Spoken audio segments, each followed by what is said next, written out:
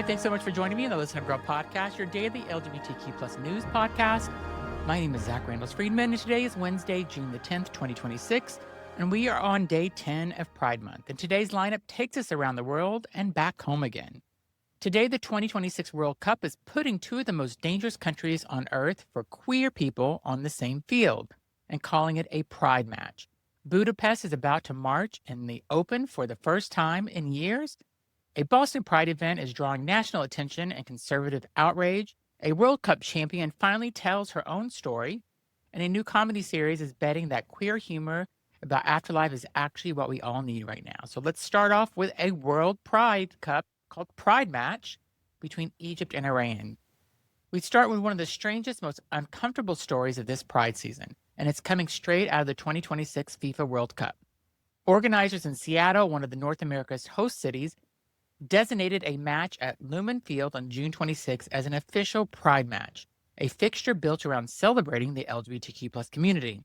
That plan was put into place before the teams were even drawn. And then the draw happened. The match that landed on that date, the Group G meeting between Egypt and Iran. Let that set for a second. A Pride match between two countries where being who you are can get you killed. In Iran, the maximum punishment for same-sex relations is the death penalty. In Egypt, so-called morality laws are used over and over again to arrest, surveil, and silence queer people. So now the question facing organizers is what a Pride match even means and when two teams represent governments that criminalize our existence. Some see it as a grotesque mismatch. Others see it as an opportunity, a chance to wave our flags, the loudest we ever have, where people on that field can come to places that would never allow it. Either way, on June 26th in Seattle, the contradiction will be impossible to ignore. It will be very interesting. Next, Budapest Pride will march in the open at last. Now a story after years of heartbreak, it is genuinely good news. Budapest Pride is happening legally for the first time in years. Hungarian police confirmed that they will not ban this year's march scheduled for June 27th.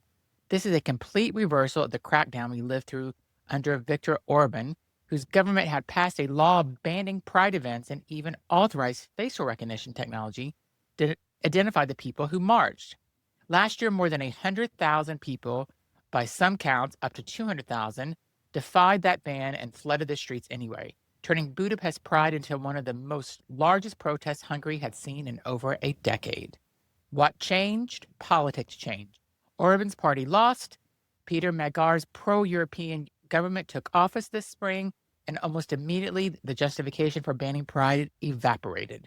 The European Union, which has been withholding billions in funding over Hungary's rights record, has started releasing those funds, and the EU's own Equality Commissioner celebrated that Hungarians can now march, in her own words, without fear.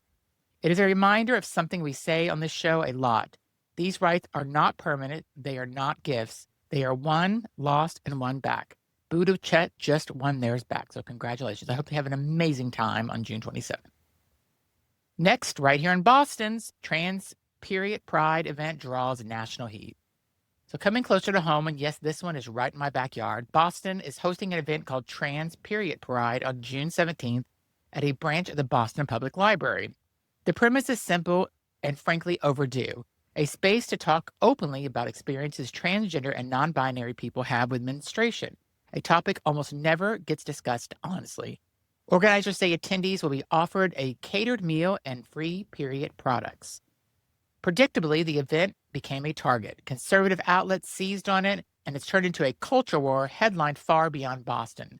There's also been a spotlight on the fact that the city's Office of LGBTQ plus Advancement was allocated close to $1 million in funding this year. So here's my take. An event happening, trans people navigate a basic bodily reality in a public library with a free meal and supplies. That is exactly what inclusion looks like in practice, not in theory. The outrage isn't really about a library event. It's about the discomfort with trans people existing in public, with their needs named out loud. Boston is naming them, and good for you. I am so proud to be part of this city because every person deserves to be treated the same and to be part of the inclusivity of this whole community. So love you, Boston, and I love my trans brothers and sisters. Next, Ashlyn Harris tells her whole story. To some sports history now, a new documentary, Game Changers, the Ashlyn Harris story, has just premiered on the Roku channel.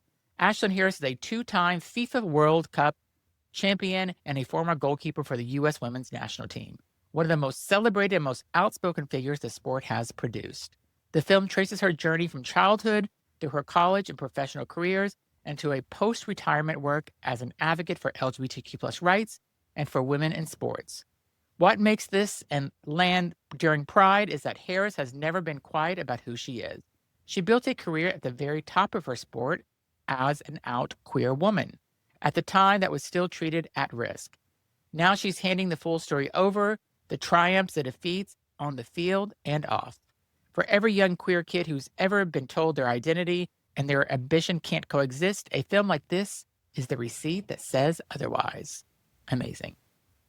Next, a queer comedy bets on the afterlife. So let's close the news out with something that actually brings joy.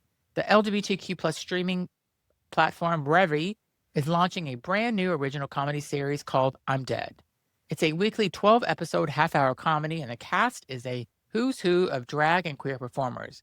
Names many of you will recognize from Drag Race universe, including Selena Estides, Percy Rustinum, Casey Conley, Lady Bushra, and Marvel A. Rex, and Pressure K.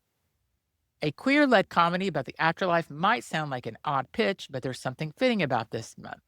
So much of Pride is grief for people who've lost, for the elders who've never got to grow old, a show that lets queer performers be funny about death on a platform that's entirely for us. It's its own small act of defiance. Sometimes resistance looks like protest, sometimes it looks like laughing in the face of something that's supposed to scare us the most. Sounds pretty amazing. So that's our news for today on day 10 of Pride, from the World Cup contradiction to a Budapest comeback to a Boston library standing its ground. The through line today is visibility and what it costs and what it's worth. I'm Zach Randles-Friedman. Please be sure to leave this podcast a rating, because the more ratings I receive, the more people hear this podcast. Be sure to leave a comment.